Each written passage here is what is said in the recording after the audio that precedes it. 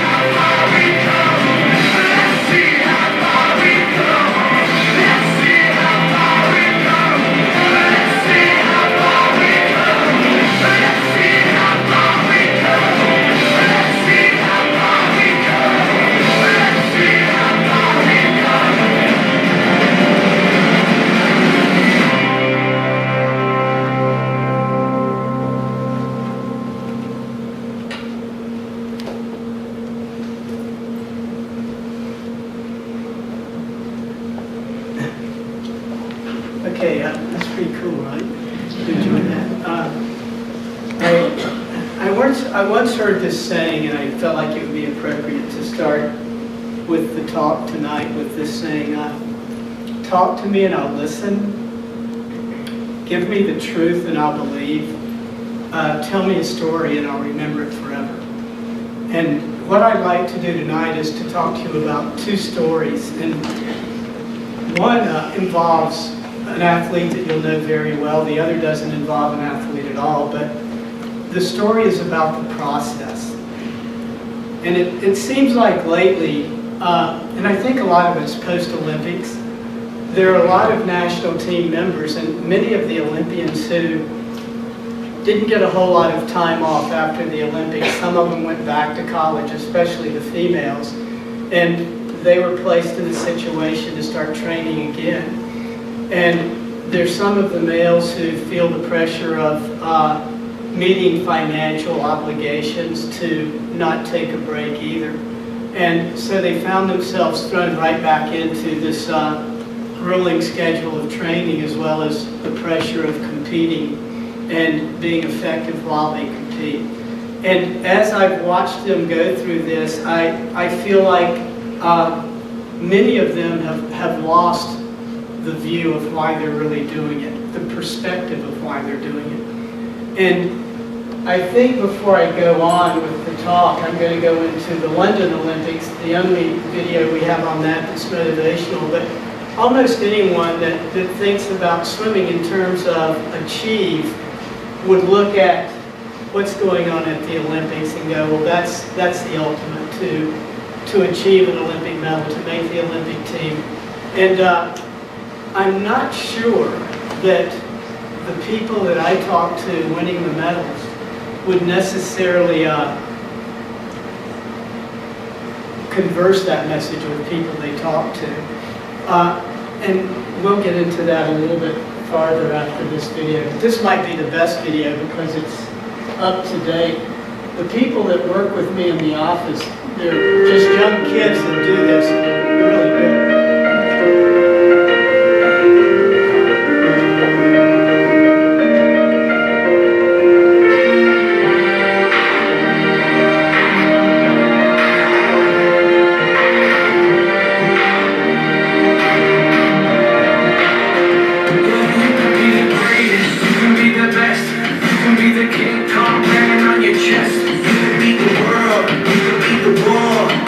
Black hole banging on his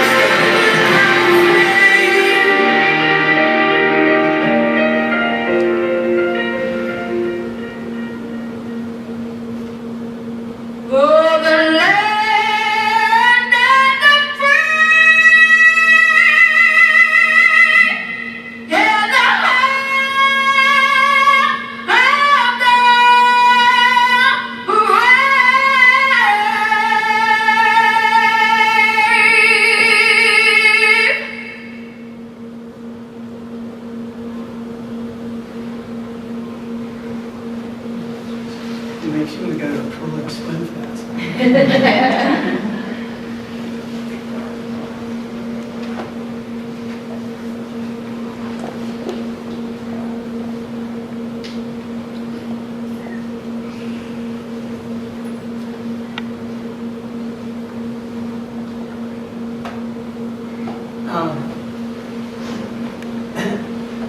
I'm starting this talk with success is a journey, not a destination.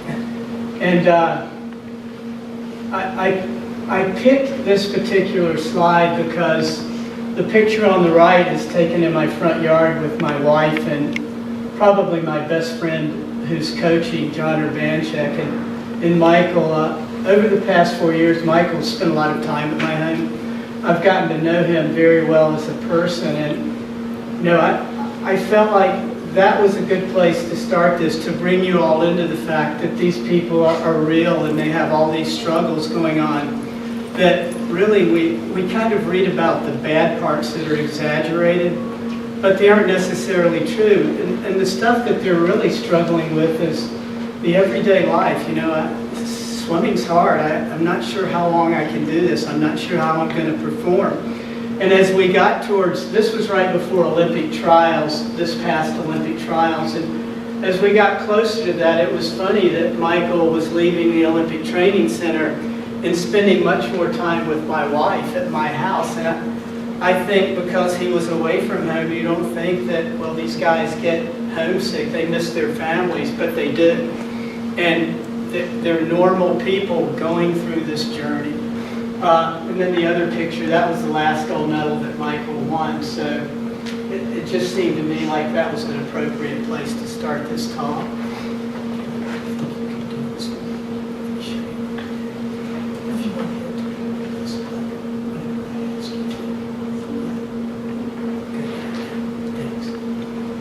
Great. Okay, the first person that I'm going to talk about in these it's about a decade for each person, the journey that I'm going to talk about. And the person that's going to go through the journey, one person that's going through the journey with you is Aaron Pearsall. Everyone knows who Aaron is, right? And I picked Aaron because he retired in 2010, so I have a complete story with Aaron. Also, we've grown to be real good friends, and Aaron has shared me a number of stories that I feel he wants told to people like yourselves involved in swimming. I'm going to start with before the 2004. In 2000, at 16 years of age, Aaron went to the Sydney Olympics and he won a silver medal. It's almost unheard of now, or it is unheard of among our males at this point because guys are staying in the sport longer. We only had 2 males in college make the Olympic team this past Olympics, and they were both in the mile, the longer event. So that's kind of the bad news, but the good news is that most of the people who come into the national junior team or the national team, or even are a solid collegiate college swimmer, they'll stay in the sport a good 8 to 10 years is the average for a national team member, which is sort of surprising. 2004, Aaron swam 3 events. He swam the 200 back, not in this order, the 100 back, the 200 back, and the 4x100 medley relay. His first event was the 100 back, and he won the event and set a world record. This was his second Olympics, and his second event was the 200 back. And I wish that Aaron was here to articulate it because it's really chilling the way he expresses it emotionally and what he went through. But he swims the 200 back in the prelims, the semifinals, and the finals, and he won the 200 back and set a world record and won the event out of lane 4 by 2 seconds, almost 2 seconds. He will describe it, I'm going to try to describe it as best I can. He touches the wall, he looks at, you're looking at the scoreboard because it's behind you and you just touch the wall in backstroke. He sees that he won, he gets excited, he turns back around and he sees one of his competitors get out of the water and have this real distorted look on their face, like something's wrong. And Aaron will tell you that it's in Athens, and it's a stadium that holds 16,000 people. And he says it sounds like all 16,000 people at the same time get hit in the gut, and they lose their breath, air. The air and breath comes out of their lungs all at the same time, like this huge noise that was just chilling to him. And he knew immediately what had happened. He had been disqualified. And this is the pretty neat part. He gets out of the water, and no one can get to him from the USA staff until he gets to the warm-down pool. And Aaron intentionally doesn't go into what's called the free zone, which is an area where the athletes get interviewed on the way to warming down after they've raced. He doesn't go in there intentionally because he's trying to figure out how he wants to handle this, where he wants to put this in perspective of who he is as a person. And he actually had the insight to do that. And I'm going to read to you what was in the San Francisco Chronicle when this happened. The same day it happened. It was written by a guy who knows Aaron's family pretty well, but he knows swimming very well. Thursday night at the pool featured a disqualification, then a reversal of the disqualification, then a protest of the reversal of a disqualification, not to mention some national innuendos, a judge with a language barrier he could not overcome on I'm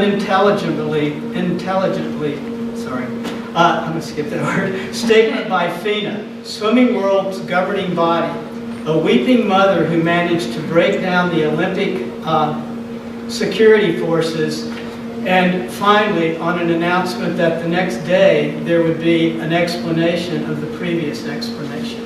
Everybody here has probably experienced a meet that's similar to that, right? Where there's just chaos going on and it makes no sense at all. And the more logic you try to make out of it, it just doesn't resonate. It just doesn't. Now here's what Aaron's going through.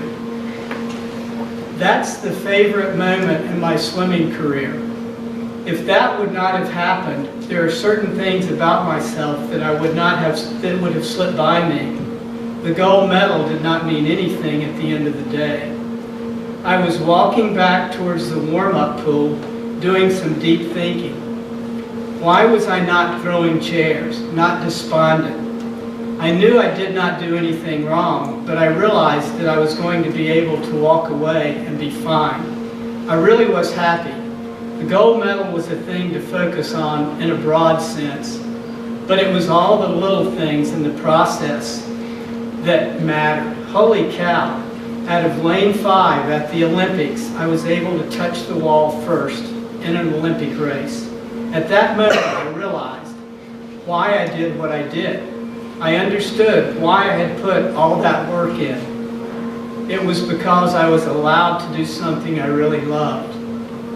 Medals sit in drawers somewhere. They're symbols of something much more important. It's not about the medals. It's about me being a good kid and growing up and being a productive adult.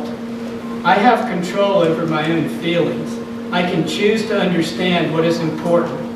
It took the disqualification at the Olympics for me to learn. Stuff like that happens and you deal with it.